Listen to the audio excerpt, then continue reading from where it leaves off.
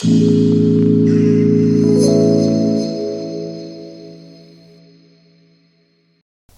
what's up? Welcome to my channel. I have a trusty Logitech M720 for my productivity work, but when I want to play games, the M720 really shows its limitation, and that's why I got a Logitech G305. In today's video, I'll be reviewing the Logitech G305 and if it is a good budget wireless mouse for gaming. Let's dive in.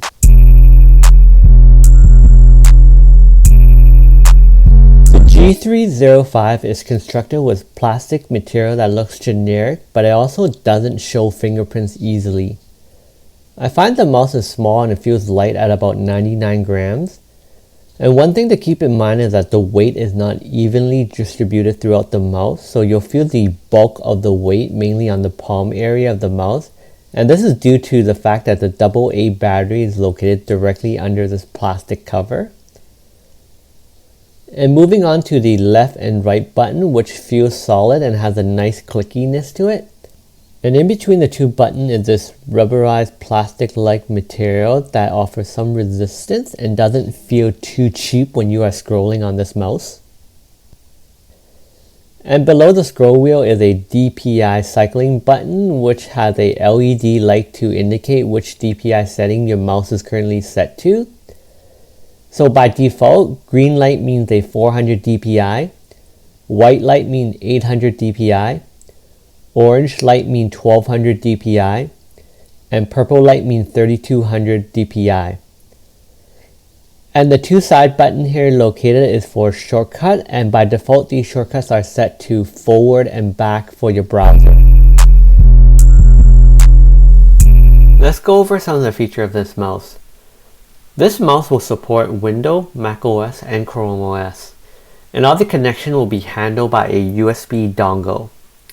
A USB extension cable is provided if you do need more range, and Logitech is marketing this mouse as a light speed wireless for all, which means the mouse will offer a wired-like performance at an affordable price point. And to achieve this light speed, the mouse will use a new optical sensor called Hero, which promises zero filtering and acceleration track, and a tracking speed of up to 12,000 DPI and a 1 millisecond response rate, which should mean low latency. To get the most out of this mouse, you'll need to download Logitech Hub.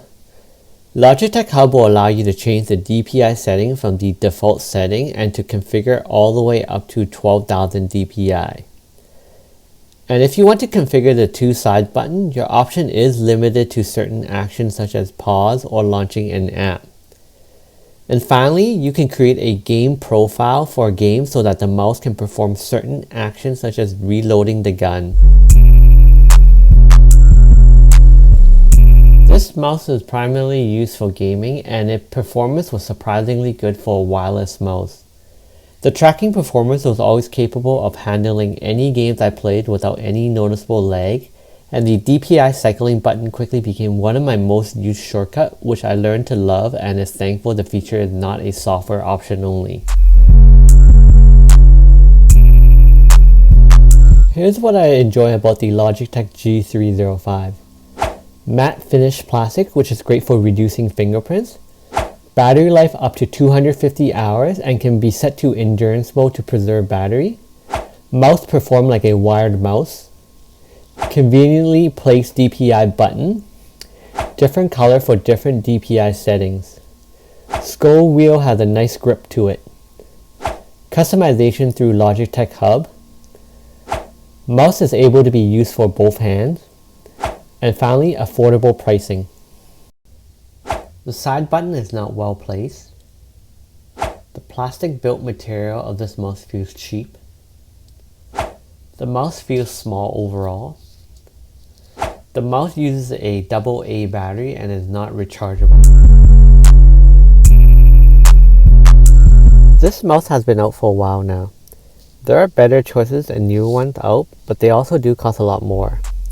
I would only recommend this mouse if you are someone who wants a minimalistic design mouse without the RGB light, or you are someone who are on a budget, or you are someone who is planning to strictly use this mouse as a secondary mouse, then this mouse will make an excellent choice. But for everyone else, you may want to look at the other options available on the market. That concludes the video. I hope this video was helpful. Please consider helping out this channel by liking, subscribing, and commenting. See you next time.